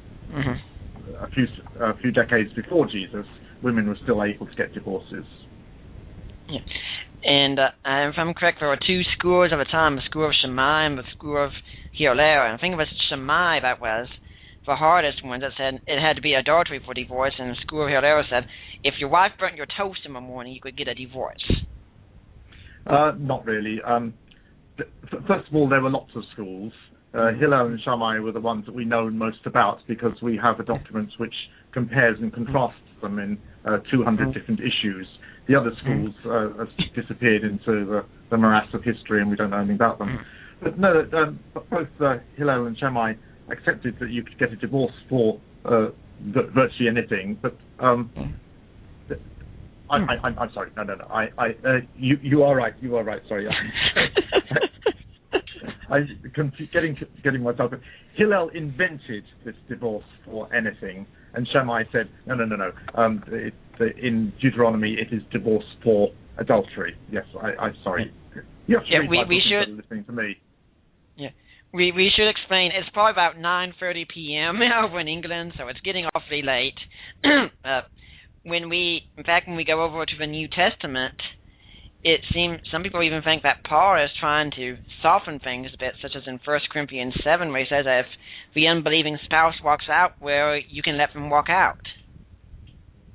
Yeah, he's able to do that because in the Old Testament you can have a divorce not just for adultery, but also for abandonment. In Exodus 21:10, you have the right of a slave wife for a divorce if her food or her clothing or her conjugal rights are lessened, are less than they had been. And in other words, if she's abandoned, she can have a divorce. And people said, well, if a slave wife can have that right, then surely a free wife also has that right. And of course, if a woman has that right, a man has that right. So Paul is saying, in effect, well, if you're being abandoned by this non-believer, then that's a divorce on biblical grounds, and so you can be divorced for that. But he completely rejects the Hillelite divorce for any reason at all. He says, if there's this woman at the beginning of 1 Corinthians 7 who's walked out on her husband, in other words, in Roman terms, she's divorced him, and he tells her, no, you've got to go back. You have no reason for that divorce. You have to go back and try and be reconciled with him, because he, like Jesus, completely rejects divorce for no fault at all. Now, why would this have been seen as scandalous in Jesus' day, his teaching on marriage? Well, the disciples don't like it at all, because it means once they're married, they have to stay married. You can't get divorced just because your wife starts getting wrinkles or burns at dinner, as Hillel would have it. And you can't get divorced when you get fed up with it. You have to stay married, because even if you do something wrong, even if you commit adultery, it's not your choice whether you get divorced or not. It's her choice. She decides, okay, that's one adultery too many. I've forgiven 50 of these adulteries already. He's clearly never going to repent. Then I choose to divorce him. But the man can't choose to divorce just unless she really does something terrible. And the disciples said, well, in that case, who's going to get married? And I think Jesus would say, if he wasn't so rude, well, if your attitude is like that, perhaps you shouldn't marry. Marriage is for life. Marriage is something you make promises to. Yeah. Now, to be clear, it does talk about adultery, but in some cases that's usually read as unfaithfulness. What about, say, Dave, for instance, someone's asking, well, okay, you can have a divorce if someone's adulterous, but what if you got a case such as an abusive husband or something like that? Would that fall under the paradigm as well? Abuse is the extreme version of neglect. The way in which it's described in the Old Testament in Exodus is neglect of food and clothing and the conjugal rights. But of course, once you're starting hitting people, that's gone way beyond neglect. That's gone into way into the red zone. And certainly, yes, you have the rights to divorce there. And I'm saying these things very glibly and very quickly. I've written a great deal on divorce and remarriage, and you can go to divorceremarriage.com and see many, many arguments. And you'll see that although this sounds very strange, perhaps, to many of your listeners, it is very biblically based. And this explains the teaching of Jesus and the strange apparent contradictions between Jesus and Paul, who certainly are not contradicting each other. They are both saying the same thing, that you must have biblical grounds for divorce, and a divorce cannot happen unless there are those biblical grounds. Yeah. And to be clear, of course, for all listeners out there who might be getting any kind of concern, I think we're both saying, of course, that divorce should be seen as the last resort, as it were, and it's certainly nothing glorifying, and no one's trying to make divorce something easy to bring about. Is that correct? Absolutely. But I must also emphasize that the fact that you're divorced does not mean shame on yourself. The shame comes on the person who caused that divorce, the person who broke their marriage vows. So in the Old Testament, even God is seen as a divorcee. God had to divorce Israel for her adulteries, and this doesn't bring shame on God, but certainly he is very unhappy about it. So in Malachi, he says he hates divorce, and someone who's been through it knows how he feels. It's a terrible, terrible thing to go through, and God is clearly a victim of that divorce rather than the perpetrator of it. Now, when we go to Paul, since you've said you don't think he contradicts Jesus, and I agree with that, when we read Ephesians 5, for instance, You said that a bit too quickly. Let's say it's a bit slower. Paul appears to contradict Jesus, and he doesn't. That's what you mean, isn't it? Yeah, I'm sorry, I do sometimes speak fast. I'm saying that sometimes people think Paul contradicts Jesus on a surface level, but when one gets down to the nitty-gritty, they're in total agreement. They're just saying things differently or addressing different situations. Yes, and both Jesus and Paul are saying this divorce for no cause at all. In the Jewish world, it was called the any cause divorce. In the Roman world, it was divorce by separation, where you just walk out, and that was your divorce. They both reject that completely and will only accept divorce on biblical grounds. Okay. Now, having said that, when we go to Ephesians 5, and I'm pretty sure this was a passage that was even read at mine and Ari's wedding, and I'm sure it's read at many weddings, and it's got in there the line, "Husbands, love your wives as Christ loved the church." And honestly, most of the guys in the audience who have been listening to that letter being read would have thought, what is Paul smoking right now? Right? You mean because... No, I don't think I understand that question. And the idea of husbands love your wives as Christ loved the church, it was really something new back then. It was something seen as extreme because a wife wasn't seen that way. A wife was just someone who took care of a house and gave you babies. Wasn't necessarily supposed to be the object of love and affection. Oh, I think we can be down on the ancient world a bit too much. I'm sure there were many Roman couples where there was very great love and big couples and Jewish couples. But obviously there were also couples where the husband just spent as little time as possible at home and spent all his time with mistresses, and which he was allowed to do. But we don't have to blacken the whole of their society. But I suppose the surprising thing there is where Paul says, as with all moralists of the time, that the wife should submit to her husband. He also says submit to each other, which would really make the audience sit up and say, hey, hang on, didn't you get that wrong there? You meant she should submit to me, don't you? But no, he says submit to each other. Yeah, my ministry partner has said for him the secret to his years of marriage has been two words: mutual submission. Yes, it's what you used to have in the Old Testament, but from the time of Esther, things changed completely.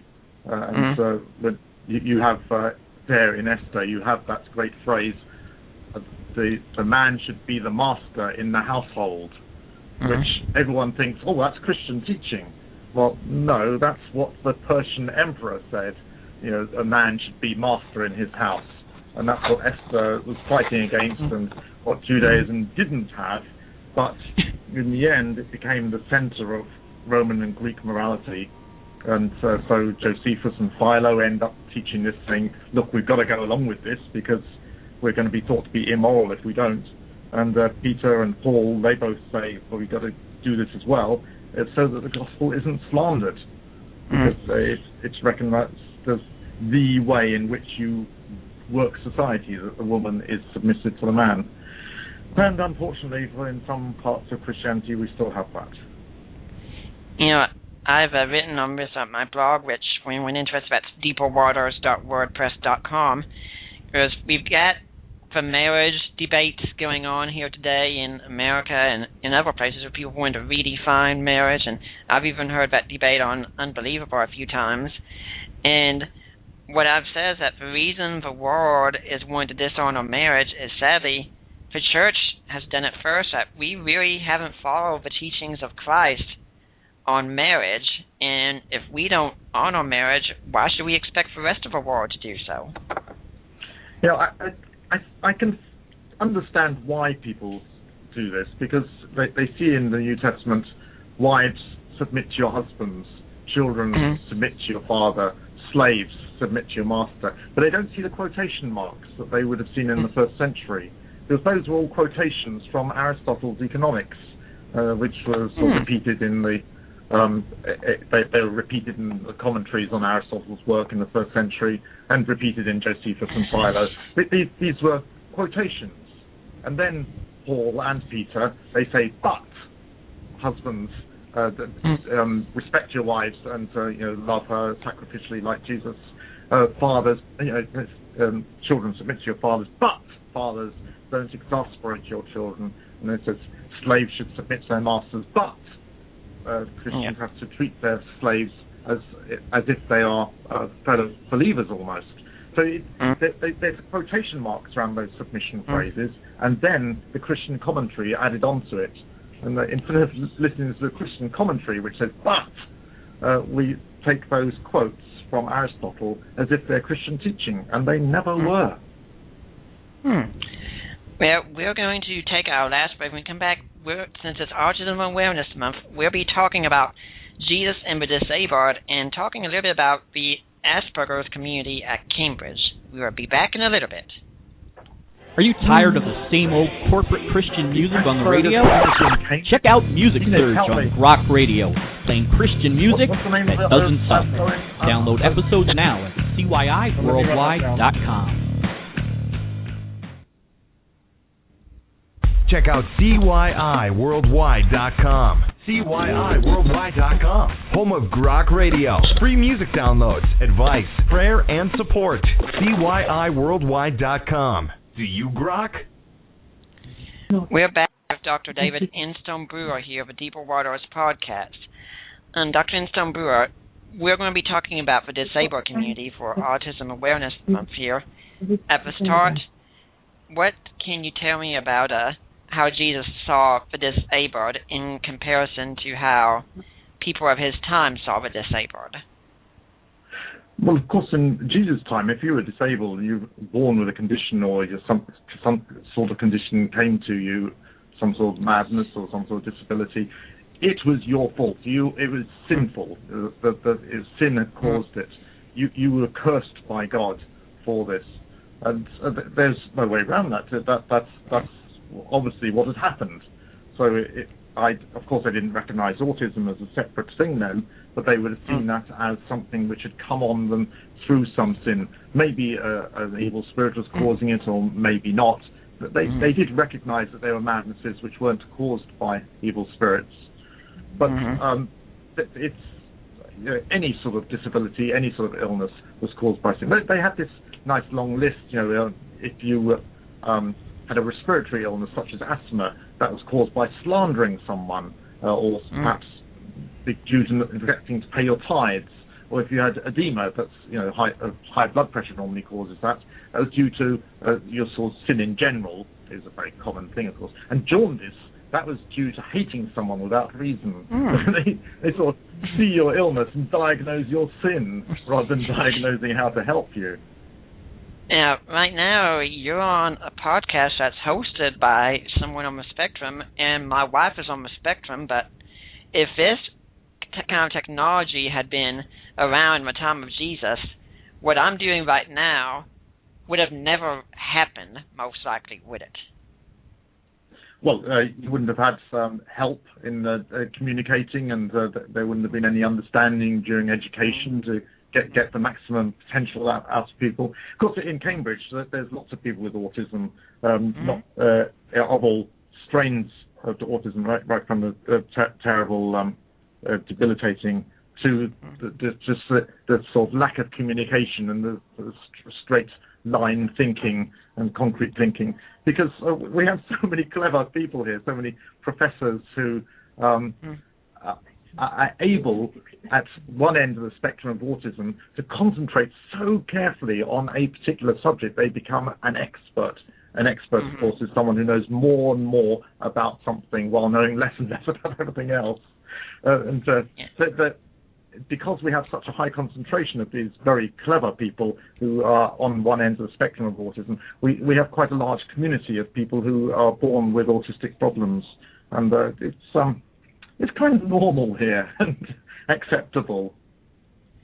Someone put an image on my Facebook one time where, heck, I'm out sharing someone I saw it, kind of described the situation where for those of us on the spectrum, it's like a light switch. If it's in the off position, it's no interest at all. If it's in the on position, it's totally obsessed. There's no in between. Oh, no, that's absolutely wrong. No, the whole point of the spectrum is that there's everything in between, and there are many people who have aspects of autism, and of course there are many different sorts of autism. So hey, I don't know anything much about it. Of course, we have the world expert here. We have Professor Simon Baron-Cohen, who has done a great deal to be able to identify different sorts of autism and how to help them. You probably know Sacha Baron Cohen, the actor. Borat. Borat, that's it, yes. Well, this is his cousin. His cousin is a professor of autism at Cambridge University. Yeah, that's. I was going to make sure to ask about that. It's a very unusual connection to have, but this community of Aspies and people on the spectrum, they're very valued over at Cambridge for all their many contributions that they make. Yes, because they often have a bigger understanding of a particular area than anyone else could ever get, because they're able to concentrate so carefully on that. But I find it interesting. I was trying to think, was there anyone in the Gospels who had any autistic tendencies? I'm throwing this out as a joke now, I suppose. What about Nicodemus? See, he came at night because he didn't want to meet people and had difficulty with face-to-face contact. And he was obviously a sort of detailed person who liked rules and needed rules because he was a Pharisee. So he sort of worked very much within a rule mindset. And he had this concrete way of thinking. So when Jesus said you've got to be born again, he said, oh, you mean go back into my mother's womb, which of course Jesus didn't mean. He didn't have this metaphorical sense of thinking at all. But maybe... But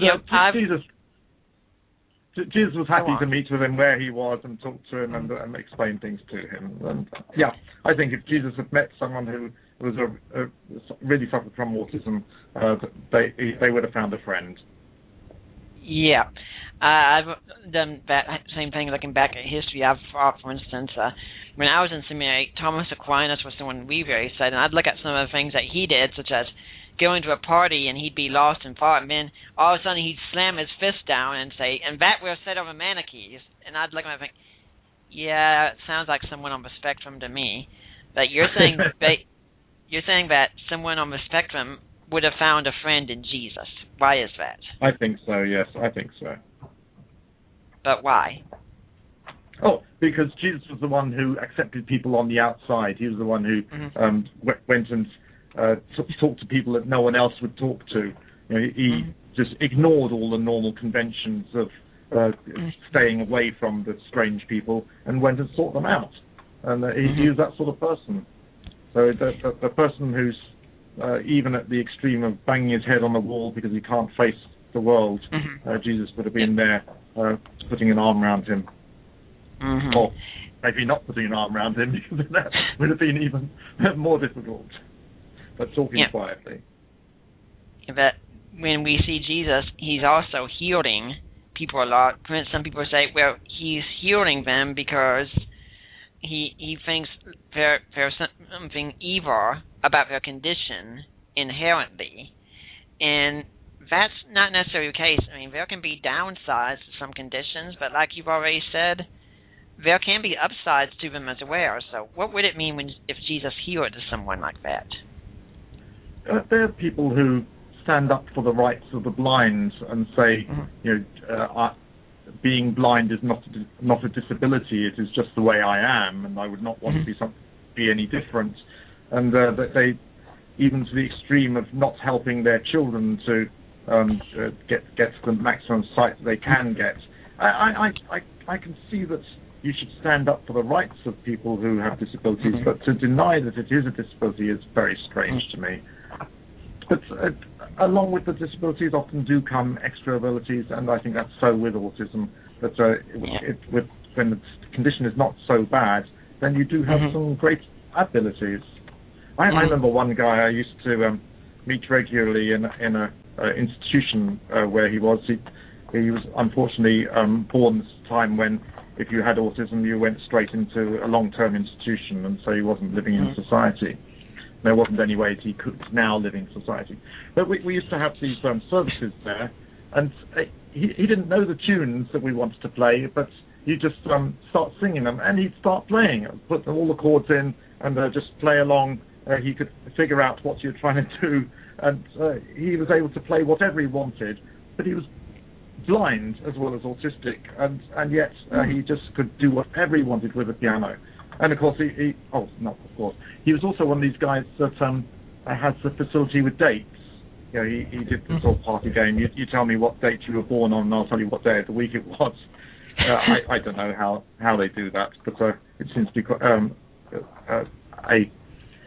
a sort of common thing that's been made famous in that film with Dustin Hoffman. Yeah, he did this anyway, and it's a nice party trick, and it's the only way he could socialize, really, by doing that. It's so ironic that you mentioned that, because if my wife and I are out in public and I hear someone mention their birthday, I'll look at my wife and I'll say, "You know what I'm doing, don't you?" She says, "Yes, I know what you're doing." And my father-in-law likes to time. It's kind of, you have to know how many days are in each month of the calendar first off, and you start off from days that you do know. Like I start with my birthday, and my dad's birthday is in May, so I'm the same day of the week. I have another friend whose birthday is in July, so I'm the same day of the week. And you follow some rules, like the calendar repeats itself every 28 years, and go forward one day for 1 year, making exceptions for leap years. It sounds complicated, but it's really not. How long does it take you? Usually I get it done in under 10 seconds. Okay, well, that sounds pretty slow compared to this guy. Yeah, 10 seconds is fantastically impressive as far as I'm concerned, but it would take me a week to do it. This guy just did it. Oh, right, it was Tuesday. When we get together with my in-laws and we'll play a card game like Uno and such, when it comes time for the score, they'll say, okay, they're coming and say, okay, how many points do each one have? Okay, how do you add them up? Okay, and they know that I'll do the math very well. My father-in-law is very interested in, has jokingly said a few times, "Yeah, you need to learn how to count cards and I can take you to Vegas." Yeah. It's illegal, right? You're right. It is a way to socialize. It's something that I use when I'm with people to try to be an icebreaker, because believe it or not, going up and talking about Christian apologetics just usually doesn't do that for people. Yeah, I guess. Now, you've said that in Jesus' day, the disabled would have been seen as a scandal, as it were. Today, as we can tell, it's totally different. I mean, if you'd been a teacher back in Jesus' day, you probably wouldn't have interacted with me at all. But here today, we're interacting and we're doing just fine. So what's changed in this time that the disabled are no longer rejected, but in fact, we have charities just for the disabled? What's made the difference? I think I would have to say it is Christianity, because if you look in former communist Russia and in communist China, or places like Romania, where it is still the case that if you have a disabled child, you are so ashamed by that disability that you give that child into the state orphanage. And these state orphanages have children whose parents are alive, just the parents refuse to treat them. I've spoken with someone who works in Russia trying to get parents of disabled children to keep those children, and it's almost impossible. They are so ashamed that they would have a disabled child that they don't even tell their neighbours they've had a child, and they try and get rid of it to the state orphanage. And it's the non-Christian society that they still inherited, the norms of that society, as far as I can see. Whereas here, although we're in a sort of post-Christian society, we've still got that morality that everyone is important, even if they're disabled, even if they can't think for themselves, even if they're so ill they can't move. Their life itself is important. It's a Christian concept which has embedded itself in our society, and it's a fantastic boon to us. Yeah, for those interested, next week, in fact, I'll be interviewing Megan Allman of the Life Training Institute, and part of what we'll be talking about is disability and abortion. We've got a few minutes left. You are talking about a sort of background Christian knowledge that everyone has, and this is the point I bring up even when I'm debating atheists, that they make so many statements about morality, and I'm saying the only reason you're making those statements is because there's a background Christianity that's affected your thinking, and you don't even realize it. Yeah, I don't want to diss the people who are living morally without being Christians. I think that's a fantastic thing to do, because they have no motive. They're not trying to get to heaven. They're not trying to please God. They're living morally because they feel that's the right thing to do, and that is wonderful. But yes, I think they should recognize where they're getting those morals from. Really, the fact that Hitler did experiments on criminals and on disabled people, the fact that we recognize that's wrong isn't because there's something unpragmatic about it, that it does harm to people. It's just wrong.